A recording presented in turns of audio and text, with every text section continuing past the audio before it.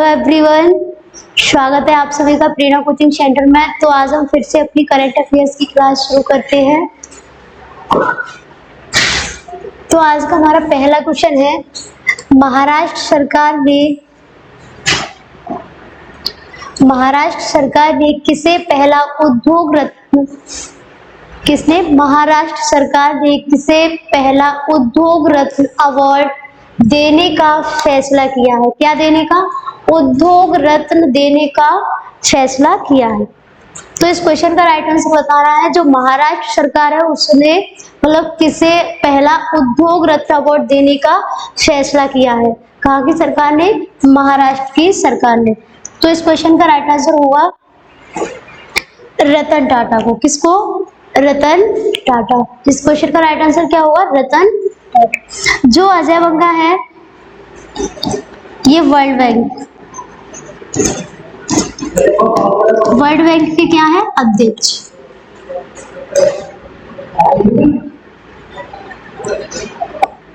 जो अजय बंगा है वो किसके? वर्ल्ड बैंक के 14वें नंबर के अध्यक्ष बने हैं।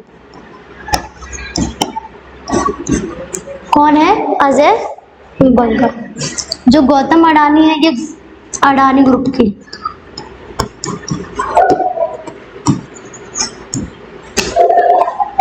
किसके? अडानी। तो आई होप आप लोगों को ये समझ आ गया होगा। तो अगला कुछ इसका एक्सप्लेनेशन देख लेते हैं हम यहाँ से। महाराष्ट्र सरकार ने दिग्गज उद्योगपति और टाटा सन्स के चेयरमैन रतन टाटा को पहला उद्योग रत्न अवार्ड देने का फैसला किया है। तो जो रतन टाटा है वो क्या है? टाटा सन्स के चेयरमैन भी है। किसके? टाटा सन्स के। तो ये हमें याद रखना है। यहाँ से जो रतन टाटा है वो टाटा सन्स के क्या है? चेयरमैन भी है और उन्हें क्या चुना गया है? मतलब उद्योग रत्न अवार्ड देने का फैसला किया गया है। विशिष्ट लोगों को दिए जाने वाले महाराष्ट्र भूषण पुरस्कार की तरह ही किसको दिए जाने वाले? विशिष्ट लोगों को दिए जाने वाले महाराष्ट्र भूषण पुरस्कार की तरह ही राज्य सरकार ने रतन टाटा को उद्योग रत्न पुरस्कार देने का क्या किया है? फैसला किया है। कहाँ की सरकार ने किया है फैसला? महाराष्ट्र की सरकार ने। तो रतन टाटा को भारत के दो सबसे बड़े नागरिक पुरस्कारों 2008 में पद्म विभूषण और 2000 में पद्म भूषण से भी सम्मानित किया गया है।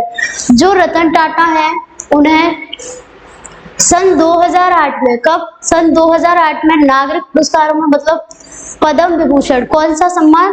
पद्म विभूषण, और सन 2000 में पद्म भूषण। तो यहाँ पे कंफ्यूज नहीं होना है। पद्म विभूषण अलग सम्मान होता है और पद्म भूषण अलग होता है।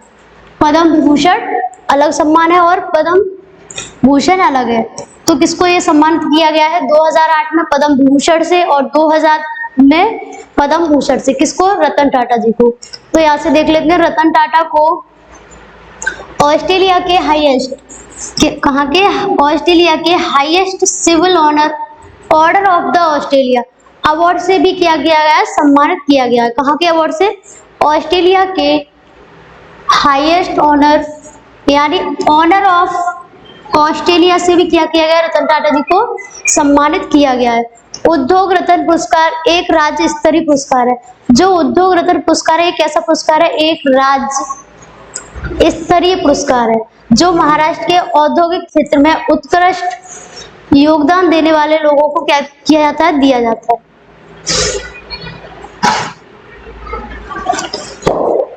तो आज का हमारा सेकंड क्वेश्चन है, भारत का पहला मत्स्य पालन अटल इंक्यूबेशन सेंटर किस राज्य में स्थापित करने की घोषणा की गई है? कौन सा? मत्स्य पालन अटल इंक्यूबेशन सेंटर किस राज्य में स्थापित करने की घोषणा की गई है? तो इस क्वेश्चन का राइट आंसर होगा केरल में। कहां पर? जो मत्स्य पालन है कहां पर शुरू होगा? केरल में। तो यहां से समझ लेते हैं कर्नाटक में रेलवे,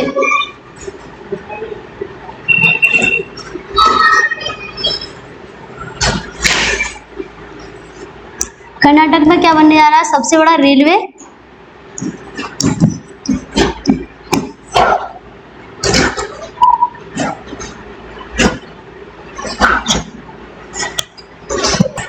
आज का हमारा दूसरा क्वेश्चन है, भारत का पहला मत्स्य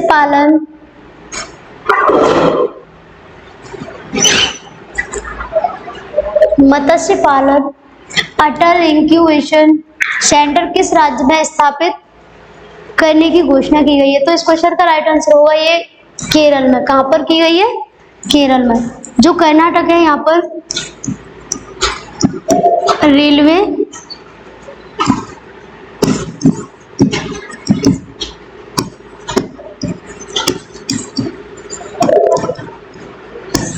दुनिया का सबसे बड़ा रेलवे स्टेशन कहाँ पे बनाया जा रहा है? कर्नाटक में। जो तमिलनाडु है यहाँ पर ऊर्जा द्वीप, क्या? ऊर्जा द्वीप कहाँ पर? तमिलनाडु में। तेलंगाना में भारत का पहला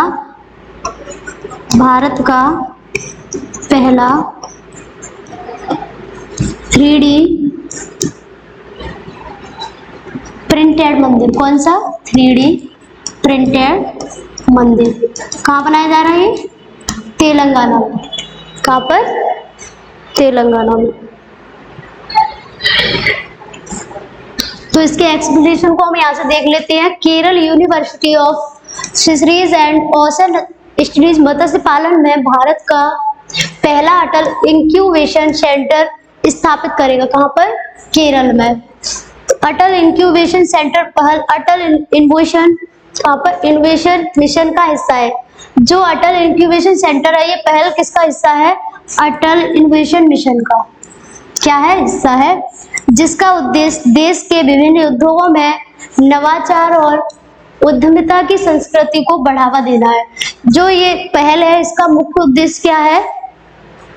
देश के विभिन्न उद्योगों में नवाचार और उद्यमिता की संस्कृति को बढ़ावा देना है।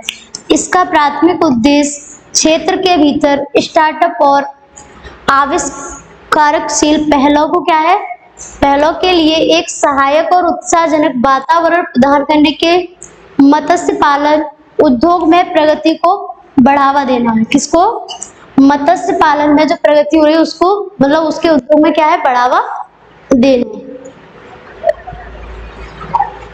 तो आज का हमारा तीसरा क्वेश्चन है, किस राज्य में दुनिया के सबसे बड़े म्यूजियम युगीन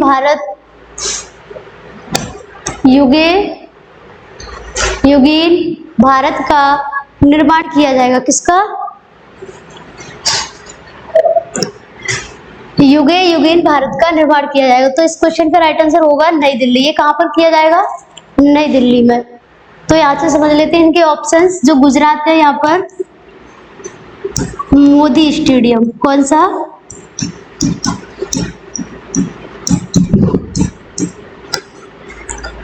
कहां पर है ये? गुजरात में। और है स्टैचू ऑफ यूनिटी, ये कहां पर है? गुजरात में। जो हरियाणा है यहाँ पर सफारी पार्क, क्या बनाया जा रहा है? Safari park. कहां पर? हरियाणा में।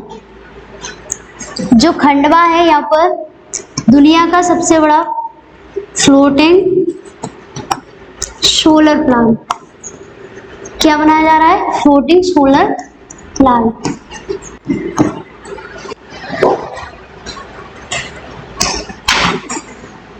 तो इसका एक्सप्लेनेशन देख लेते हैं। प्रधानमंत्री नरेंद्र मोदी ने दिल्ली में दुनिया के सबसे बड़े म्यूजियम युगीन भारत के निर्माण की क्या की है? घोषणा की है। किसने? प्रधानमंत्री नरेंद्र मोदी ने। कहां पर? नई दिल्ली में। इस म्यूजियम में अलग अलग थीम्स पर, जो ये म्यूजियम है इसमें अलग अलग थीम्स पर आधारित 8 ब्लॉक होंगे। कितने ब्लॉक होंगे? 8। इस म्यूजियम में भारत के 5000 साल के इतिहास को दर्शाया जाएगा। जो ये म्यूजियम है इसमें कितने साल के? 5000 साल के इतिहास को क्या किया जाएगा? दर्शाया जाएगा, यानी दिखाया जाएगा। यह म्यूजियम 1.17 लाख वर्ग मीटर में तैयार किया जाएगा। जो ये म्यूजियम है ये कितनी मतलब जगह में तैयार किया जाएगा? 1.17 लाख वर्ग मीटर में। तो आज का हमारा फोर्थ क्वेश्चन है, जुलाई 2023 में IMF ने भारत की 2023 जीडीपी वृद्धि का अनुमान कितना बढ़ा दिया है? किसका? जीडीपी वृद्धि का जो अनुमान है वो कितना बढ़ा दिया गया है? तो इस क्वेश्चन का राइट आंसर होगा 6.1%। कितना बढ़ा दिया है? 6.1%। तो यहां से समझ लेते हैं, ये है आईएमएफ का मतलब है अंतरराष्ट्रीय मुद्रा कोष। क्या है?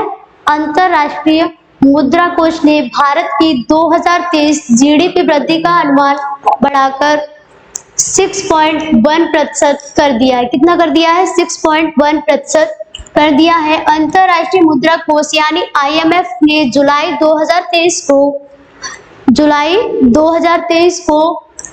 2023 के लिए भारत की सकल घरेलू उत्पाद की वृद्धि दर के अनुमान को संशोधित कर 6.1 कर दिया है। कितना कर दिया है? 6.1% कर दिया है। सकल घरेलू उत्पाद, इसको जो सकल घरेलू उत्पाद है इसको क्या बोलेंगे? जीडीपी। क्या बोलेंगे? जीडीपी। हालांकि आईएमएफ ने 2024 के लिए विकास दर का अनुमान 6.3% पर बरकरार रखा है। तो 2024 के लिए कितना रखा है? 6.3%। भारतीय रिजर्व बैंक यानी आरबीआई ने भी वित्त वर्ष 2024 में भारतीय आर्थिक वृद्धि 6.5% रहने का अनुमान लगाया। जो भारतीय रिजर्व बैंक है यानी आरबीआई, उसने 2024 में भारतीय आर्थिक वृद्धि को कितना? 6.5% रहने का क्या लगाया है? अनुमान लगाया। तो यहाँ से आईएमएफ के बारे में समझ लेते हैं। जो आईएमएफ है इसका मुख्यालय कहाँ पर है? अमेरिका की राजधानी वॉशिंगटन डीसी में। कहाँ पर? वॉशिंगटन डीसी में। इसकी स्थापना कब हुई थी? 1945 में। जो आईएमएफ है यानी अंतरराष्ट्रीय मुद्रा कोष, इसकी स्थापना कब हुई थी? 1945 में। इसके जो अध्यक्ष हैं वो है क्रिस्टलिना जॉर्जिया। कौन है? Kristalina Georgia. ये किसके अध्यक्ष हैं? आईएमएफ के यानी अंतरराष्ट्रीय मुद्रा कोष के। तो आज का हमारा 5वां क्वेश्चन है, जुलाई 2023 में उत्तर प्रदेश सरकार द्वारा डॉक्टरों की सेवानिवृत्ति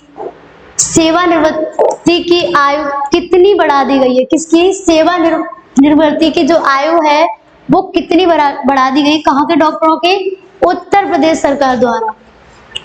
तो इस क्वेश्चन का राइट आंसर होगा 65। कितनी कर दी गई है? 65। पहले कितनी थी? 62 थी, अब कितनी कर दी गई है? 65।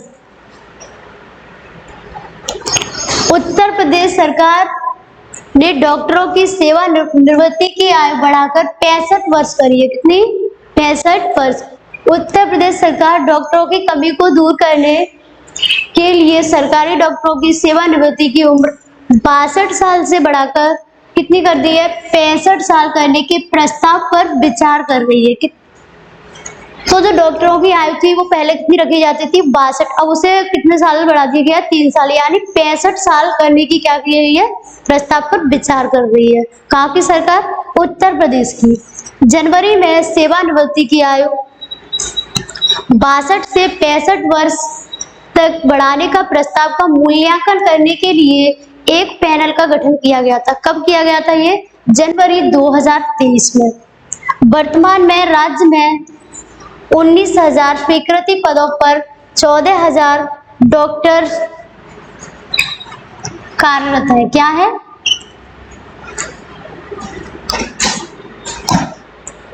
तो आज का हमारा 6वां क्वेश्चन है, हाल ही में किसे लोकमान्य तिलक राष्ट्रीय पुरस्कार से सम्मानित किया गया है? कौन से पुरस्कार से? लोकमान्य तिलक राष्ट्रीय पुरस्कार से सम्मानित किया गया है। लोकमान्य तिलक राष्ट्रीय पुरस्कार से सम्मानित किया गया है। तो इस क्वेश्चन का राइट आंसर होगा नरेंद्र मोदी जी को। किसको? नरेंद्र मोदी जी को। किसको सम्मानित किया गया है? लोकमान्य तिलक राष्ट्रीय पुरस्कार से नरेंद्र मोदी जी को। जो द्रौपदी मुर्मू है इन्हें सूरीनाम सम्मान से क्या किया गया है? सम्मानित किया गया है। किसको? हमारे देश की राष्ट्रपति जी को, द्रौपदी मुर्मू। जो शक्तिकांत दास है, शक्तिकांत दास जी को, ये कौन है अभी फिलहाल में आरबीआई के गवर्नर, इन्हें गवर्नर ऑफ द ईयर का अवार्ड प्राप्त, किस governor of the year award, of the year award किसको मिला है? ये आरबीआई के गवर्नर शक्तिकांत दास जी को। जो तपन सेकिया है, तपन सेकिया जी को असम वैभव अवार्ड 2023।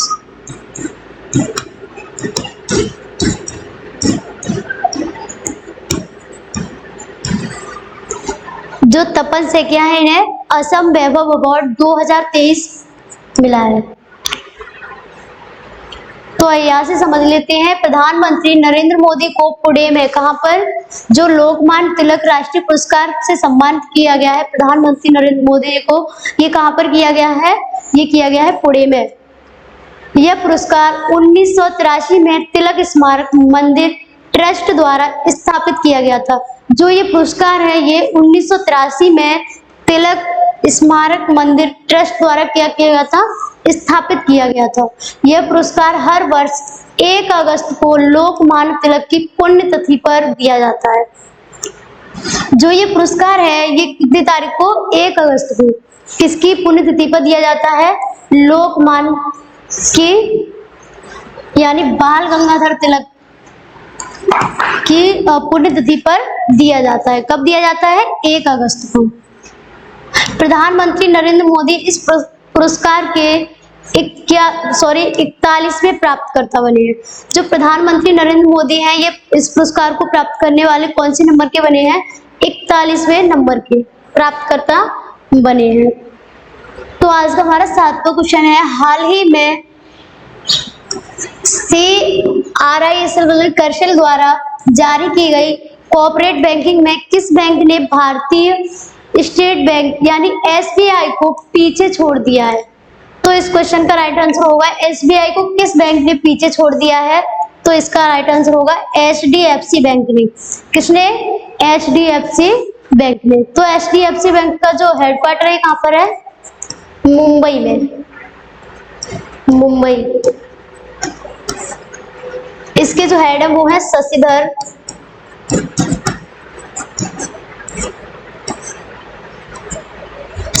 जयशंकर।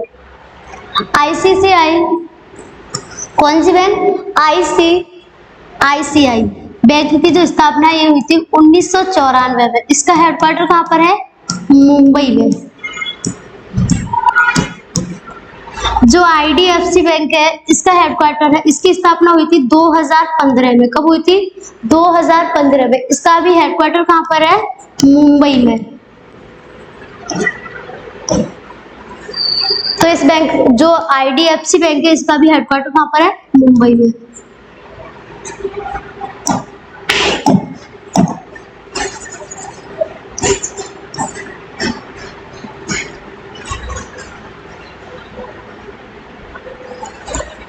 तो यहां से समझ लेते हैं इसके बारे में, कर्शल द्वारा जारी की गई कॉर्पोरेट बैंकिंग रैंकिंग में HDFC बैंक ने भारतीय स्टेट बैंक यानी SBI को पीछे छोड़ दिया है। कौन सी बैंक ने?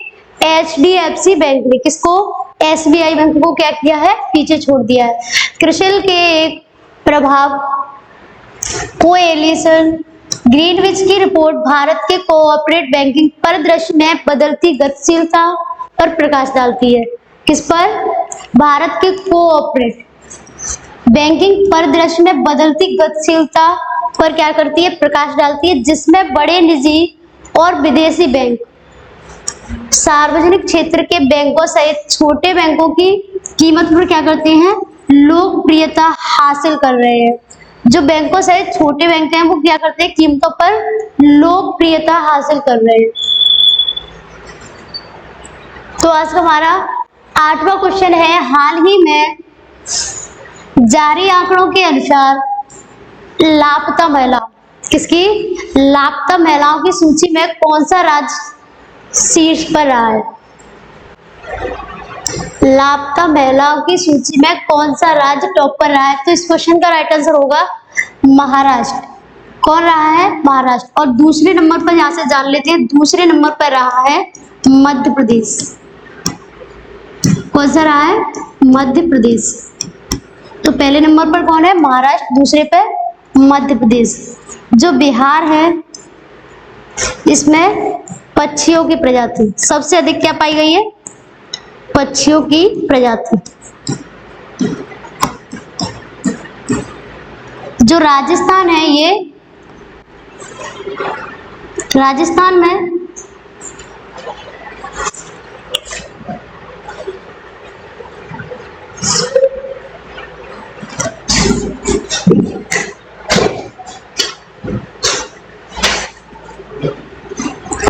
तो यहां से समझ लेते हैं सभी राज्यों में महाराष्ट्र 2021 में 56,498 की रिपोर्ट की गई संख्या के साथ लापता महिलाओं की सबसे अधिक संख्या के साथ सूची में क्या पर उस पर आया टॉप पर यानी शीर्ष पर। देश में साल 2019 से साल 2021 के बीच, कब से कब तक? 2019 से 2021 के बीच यानी 3 साल के भीतर 13,13,000 से ज्यादा लड़कियां और महिला क्या हो चुकी हैं? लापता हुई है। कहां पर? मुंबई में यानी महाराष्ट्र में। लापता महिलाओं की संख्या के मामले में दूसरे नंबर पर रहने वाला राज्य कौन सा है? इसमें है 55,704 मामलों के साथ क्या मध्य प्रदेश था। अभी हमने बताया था दूसरे नंबर पर कौन सा राज्य है? मध्य प्रदेश। किसकी रिपोर्ट के अनुसार? एनसीबी की रिपोर्ट के अनुसार। तो जो एनसीबी है इसके बारे में ऐसे समझ लेते हैं। एनसीबी की जो स्थापना हुई थी वो हुई थी 11 मार्च 1986। कब हुई थी? 11 मार्च 1986 में। इसका जो हेडक्वार्टर ये है दिल्ली में। कहां पर है? दिल्ली में। इसके अध्यक्ष हैं विवेक गोगिया। कौन है? विवेक गोगिया। तो आज का हमारा नवा क्वेश्चन है, हाल ही में अमेजन ने कहा अपने पहले फ्लोटिंग स्टोर का उद्घाटन किया है? तो इस क्वेश्चन का राइट आंसर होगा श्रीनगर, जो कौन सी नदी के किनारे पर है? झेलम। कौन सी नदी के किनारे पर है? झेलम नदी के किनारे। जो लखनऊ है यहाँ पर कौन सा? बंदरवन। किसकी सहायता से? उत्तर प्रदेश सरकार की सहायता से बनाया जा रहा है। कहां पर? लखनऊ में। जो हैदराबाद है यहाँ पर गोल्ड एटीएम।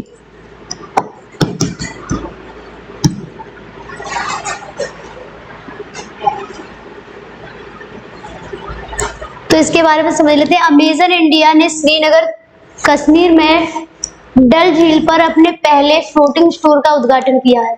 तो अमेजन इंडिया ने कहां पर? श्रीनगर कश्मीर में। कौन सी झील पर? डल झील पर।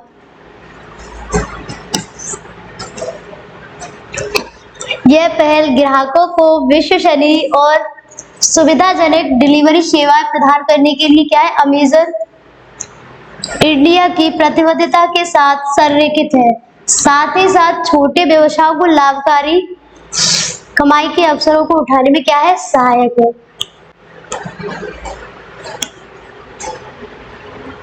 तो आज का हमारा 10वां क्वेश्चन है, हाल ही में वर्ल्ड वाइड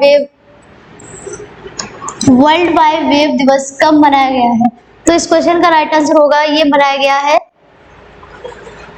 1 अगस्त को। कब मनाया गया है? 1 अगस्त को।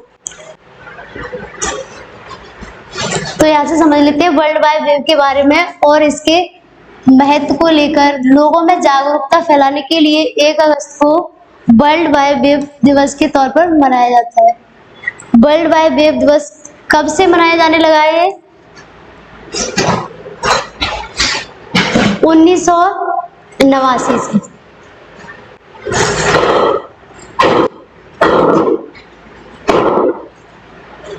हाल ही में नीति आयोग द्वारा जारी निर्यात तैयारी सूचकांक 2022 में कौन टॉप पर रहा है? तो इस क्वेश्चन का राइट आंसर क्या होगा? इस क्वेश्चन का राइट आंसर होगा तमिलनाडु। कौन रहा है? तमिलनाडु।